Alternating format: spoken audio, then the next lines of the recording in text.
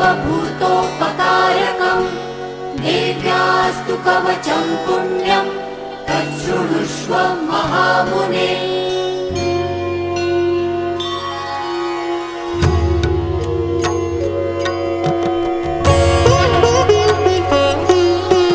प्रथमं शैलपुत्री च द्वितीयं ब्रह्मचारिणी तृतीयं चन्द्रघण्टेति कूष्माण्डेति चतुर्थकं पञ्चमं स्कन्दमातेति षष्ठं कात्यायनी